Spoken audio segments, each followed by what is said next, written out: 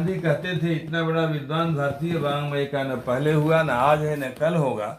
अद्भुत पांडित्य है वो, हिंदी में तमाम भाषाओं में प्रकाशित हो गई।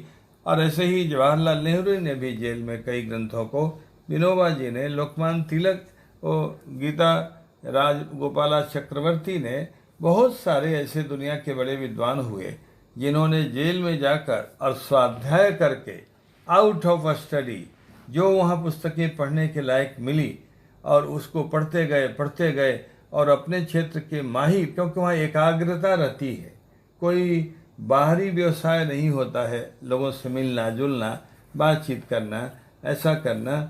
तो वहाँ उस समय का सदुपयोग करके स्वाध्याय में स्वयं सेल्फ स्टडी जिसको अंग्रेजी में बोलते हैं, स्वयं ही पुस्तकों को खोजना और उसको बहुत गहराई से एकाग्र होकर पढ़ना, कोई है तो उससे सुनाना और दो दो शब्द हो सके तो उसको नोट करते जाना।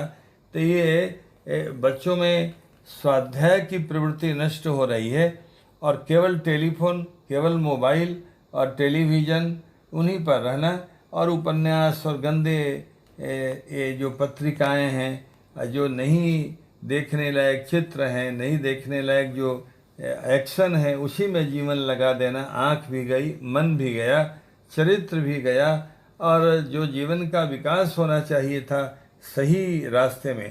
तो ये लॉकडाउन से बच्चों में स्वाध्याय की प्रवृत्ति भी बढ़ेगी। और खाली है तो कहाँ तक देखेंगे कि अमेरिका में कितने लोग दफनाए गए, कोई देखने की बात है क्या? और उससे वो हो सकता है कि जो मामला कमज़ोर पड़ गया था उसको पढ़कर, क्योंकि अपने यहाँ हर घर में रामायण, गीता, तमाम तरह की उपनिषदें, पुराण, अमुक अमुक ये भरे पड़े हैं। और जो पढ़ेगा तो उसको ज्ञान होगा ही होगा। ज्ञान यदि सही रूप से आया तो उसके जीवन में परिवर्तन आएगा, क्रांति आएगी। फिर उसका वो प्रयोग करेगा, फिर उसको समझ में आएगा कि यदि हमें दुख मिला है तो कैसे मिला है, यदि ये जीवन मिला है तो कैसे मिला है, यदि हमें माता पिता मिले हैं तो कैसे। ईश्वर तो किसी के साथ पक्षपात नहीं करता। उसने तो आकाश बनाया तो सबके लिए एक ही जैसा, सूरज बनाया तो सबके लिए एक ही जैसा, समुद्र बनाया तो इसका मतलब कि जो परिवर्तन है, जैसे माता पिता अपने 4 बच्चों को एक जैसा नहीं बना पाते, क्योंकि वो माता पिता से नहीं बच्चे बनते, उनके अपने अपने जीवों के कर्म हैं, उनके अनुसार वो बनते हैं। तो इसलिए उनमें विभिन्न, जैसे विभिन्न धागों से बने हुए कपड़े अलग अलग होते हैं, विभिन्न मटेरियलों से बने हुए मकान अलग अलग होते हैं, तो उसी तरह से ये जो हम लोगों में परिवर्तन है और हम लोगों का ये जो दुख और सुख है, बहुत बहुत गूढ़ चिंतन करके, और हमारे शास्त्रों ने, हमारे ऋषियों ने, ईश्वर का दिया हुआ वेदों ने निश्चित किया कि हमको जो दुख मिलता है वो हमारे अपने ही पापों के कारण मिलता है।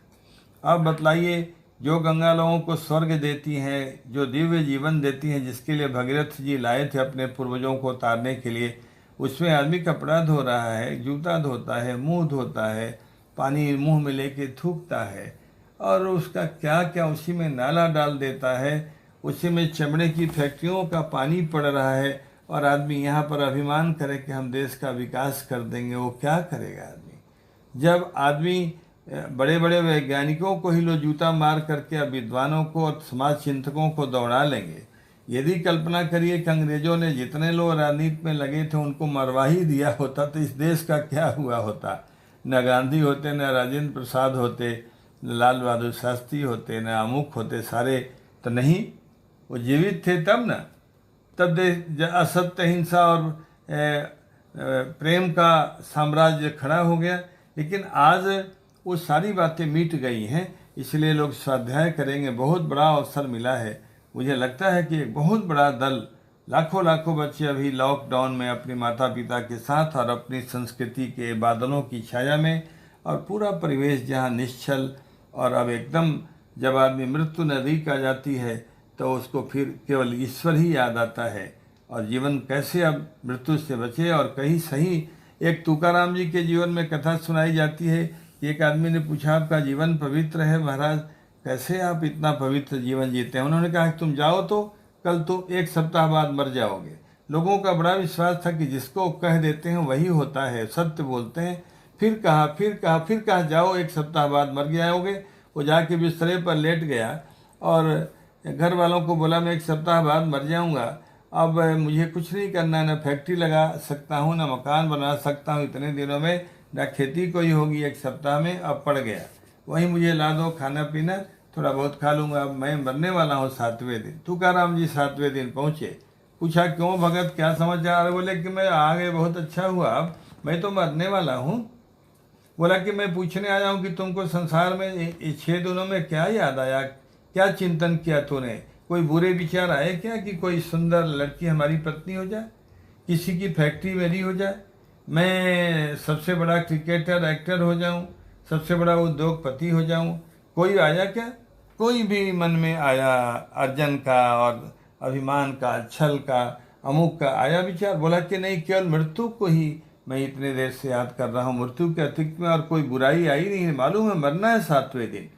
तो अपने यहाँ ये सिखाया जाता है कि मृत्यु का तो चिंतन करे, उससे आदमी सही चिंतन को प्राप्त हो जाता है, सही ज्ञान को प्राप्त करता है, और जीवन में वो परिवर्तन आता है कि फिर वो राक्षस नहीं, वो महामानव, वो ऋषि बन जाएगा, देवता बन जाएगा। तो इस कोरोना के लॉकडाउन ने मुझे लगता है कि अब असंख्य लोगों को, जिनका जीवन खाना पीना और बस ऐश आराम मकान, सारे दुराचार, कहीं कोई मर्यादा नहीं, वर्जना नहीं, कहीं कोई निषेध नहीं, कहीं कोई भय नहीं, जीवन जी रहे थे। जो चाहिए खाइए, जो चाहिए पहनिए, जिसके साथ आप विहार करिए, जो चोरी करना हो, जो संग्रह मिला है आपको देश को बढ़ाना, संरक्षित करना। लिखा तुलसीदास जी ने, जिस राजा के राज्य में प्रजा दुखी होगी वो नरक जाएगा, वो मरेगा ही नहीं, वो नरक जाएगा। जासुराज प्रिय प्रजा दुखारी, सो निपम अवश्य नरक के अधिकारी। यहाँ तो सारा एकदम लूटम पाटम। इसमें भी इतनी बड़ी विपत्ति आई है, इसमें कोई दवाई में ही पैसा कमाने में लगा है, कोई पैकेट ही मांग करके बेच रहा है, कोई मांग रहा है, दबा रहा है पैसा, और ये बिना मतलब का सारा। तो भगवान की दया से ये बच्चों के लिए मेरा मानना है कि एक बहुत वरदान स्वरूप वातावरण पैदा हुआ है। फिर एक बार इनके माध्यम से सही चिंतन, सही मार्ग और सही प्रयोग लोगों में आएगा। ये लिखेंगे भी, पढ़ेंगे, क्योंकि आदत तो है पढ़ने लिखने की। जो परिवेश एकदम ही नकली, छली और धन लोलुप परिवेश था, उससे बचेंगे। और माता पिता के साथ मिल करके, पति लोगों को तो काम में थोड़ी दिक्कत भी हो रही है, काम धाम करवाने में महिलाओं के साथ, लेकिन बच्चे लग जाते हैं अपनी माँ के साथ, उनके लाड़ प्यार में, तो उनको भी लगेगा कि मेरा बेटा मेरे सामने है, मेरे साथ काम करा रहा है। और फिर सब लोग मिल करके भगवान से प्रार्थना करेंगे।